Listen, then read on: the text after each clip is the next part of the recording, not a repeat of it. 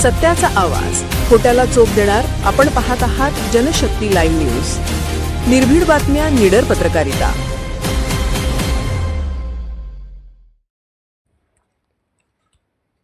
जिल्हाधिकारी कार्यालय सांगली जिल्हा नियोजन समितीची बैठक संपन्न.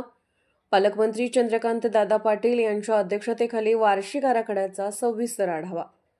सांगली जिल्ह्याच्या सर्वांगीण विकासाच्या दृष्टीने महत्त्वपूर्ण ठरणारी जिल्हा नियोजन समितीची बैठक आज जिल्हाधिकारी कार्यालयात पार पडली.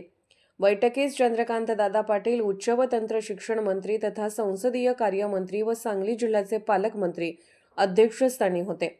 बैठकीत जिल्हा वार्षिक आराखड्याचा सविस्तर आढावा सादर करण्यात आला. तसेच वाढीव आराखड्याच्या अनुषंगाने विभागनिहाय चर्चा करून विविध योजनांसाठी वाढीव निधीची तरतूद करण्याबाबत सखोल विचार विनिमय करण्यात आला. महत्त्वाच्या विषयांवर चर्चा. बैठकीदरम्यान जिल्ह्याच्या मूलभूत गरजांशी संबंधित अनेक महत्त्वाचे विषय चर्चेसाठी घेण्यात आले. त्यामध्ये ग्रामीण भागातील वीज पुरवठा व्यवस्था सक्षम करणे, शेतकऱ्यांसाठी अत्यावश्यक असलेले पाणंद रस्ते व वाढीव ग्रामीण रस्ते, वन विभागाशी संबंधित विकास कामे, जलजीवन मिशन अंतर्गत पाणी पुरवठा योजना प्रभावीपणे राबवणे, रस्ते सुविधांचा विस्तार व सुधारणा, जिल्ह्यातील विविध पायाभूत सुविधा प्रकल्पांना गती देणे यांसारख्या मुद्द्यावर सविस्तर चर्चा करण्यात आली. संबंधित विभाग प्रमुखांकडून प्रगती अहवाल सादर करण्यात आले. विकासाला गती देण्याचा निर्धार पालकमंत्री चंद्रकांत दादा पाटील यांनी सर्व विभागांना निधीच्या प्रभावी व पारदर्शक वापर करण्याच्या सूचना दिल्या.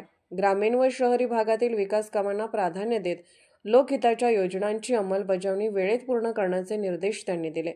जिल्हा वार्षिक आराखड्याच्या प्रभावी अंमलबजावणीमुळे सांगली जिल्ह्याच्या पायाभूत सुविधांमध्ये भरीव सुधारणा होईल असा विश्वास यावेळी व्यक्त करण्यात आला.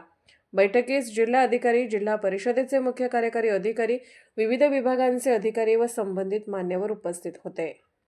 जनशक्ती लाईव्ह न्यूज चॅनलला लाईक करा, शेअर करा आणि सबस्क्राईब करा.